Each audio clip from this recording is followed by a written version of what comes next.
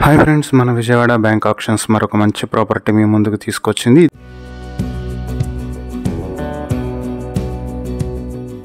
ఇది విజయవాడ రామవరపాడులో ఉన్నటువంటి 2 BHK flat. 925 square feet లో ఉన్న 2 BHK ఫ్లాట్ కి డివైడెడ్ షేర్ 20 స్క్వేర్ యార్డ్స్ వస్తుంది. బైక్ పార్కింగ్ ఉంది, కార్ పార్కింగ్ ఫెసిలిటీ లేదు. ఈ ప్రాపర్టీ మార్కెట్ వాల్యూ 30 లక్షలు ఉంది.